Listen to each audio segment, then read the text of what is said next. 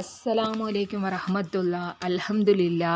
ഇന്നത്തെ വീഡിയോയിൽ പ്രധാനമായും പറയാൻ ഉദ്ദേശിക്കുന്നത് ഇന്ന് വെള്ളിയാഴ്ച, ആ ദിവസത്തിൻ്റെ ഏറ്റവും പ്രധാനപ്പെട്ട ഏറ്റവും വിലപ്പെട്ട ഒരു സമയത്തെക്കുറിച്ചും ആ സമയത്തെ മഹത്തമായ ദിക്റിനെക്കുറിച്ചുമാണ്.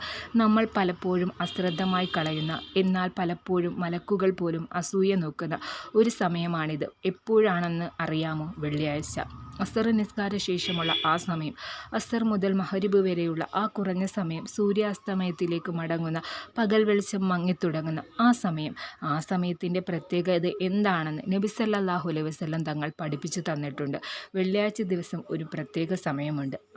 ഒരു മുസ്ലിമായ ഒരടിമ ഉളൂ ചെയ്ത് നിസ്കാരത്തിൽ മുഴുകി, അല്ലെങ്കിൽ നിസ്കാരം കാത്തിരുന്നു കൊണ്ട് അള്ളാഹുവിനോട് വല്ലതും ചോദിച്ചാൽ അള്ളാഹു അവന് നൽകിയിട്ട് അല്ലാതെ ആ സമയം കടന്നു പോവുകയില്ല. ആ സമയം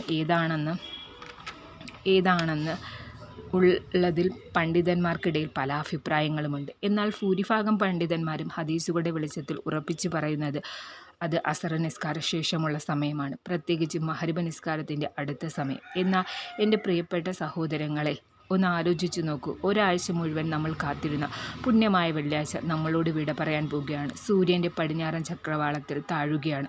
ഇനി ഇതുപോലൊരു വെള്ളിയാഴ്ച കിട്ടുമോ എന്ന് നമുക്കറിയില്ല. ആ അവസാന നിമിഷങ്ങളിൽ അള്ളാഹുവിൻ്റെ കവാചങ്ങൾ തുറന്നു വെച്ചിരിക്കുകയാണ്. ചോദിക്കുന്നവർക്ക് വാരിക്കോരി നൽകാൻ അവൻ കാത്തിരിക്കുകയാണ്. ഈ സമയത്ത് നമ്മൾ എന്ത് ചെയ്യണം? അനാവശ്യമായ സമയങ്ങളിൽ ഏർപ്പെടാതെ അസർ നിസ്കരിച്ചതിന് ശേഷം ഈ പറയുന്ന സ്വലാത്ത് മുത്തുനബിയുടെ മേൽ ചൊല്ലിക്കഴിഞ്ഞാൽ പടച്ച റബ്ബിൽ ആലമീനായ തമ്പുരാൻ 80 വർഷത്തെ പാപങ്ങളും 80 വർഷം നിസ്കരിച്ചതിൻ്റെ കൂലിയും നൽകും. നമ്മൾ എന്തു ചോദിച്ചാലും നൽകും. ഏതാണ് ആ സ്വലാത്ത്? അല്ലാഹുമ്മ സല്ലി അലാ സയ്യിദിനാ മുഹമ്മദിന നബിയിൽ ഉമ്മി വഅലാ ആലി വസല്ലി വതസ്ലീമ. ഈ സ്വലാത്ത് 80 പ്രാവശ്യം അസർ നിസ്കരിച്ചതിന് ശേഷം നിസ്കാരപ്പായിൽ കൊണ്ട് കിബിലയ്ക്ക് മുന്നിട്ട് കൊണ്ട് ചെയ്തു കഴിഞ്ഞാൽ പടച്ചവൻ അല്ലാഹുവിൻ്റെ റസൂല് നമ്മൾക്ക് എന്ത് ചോദിച്ചാലും നൽകും. അസ്സലാമു അലൈക്കും.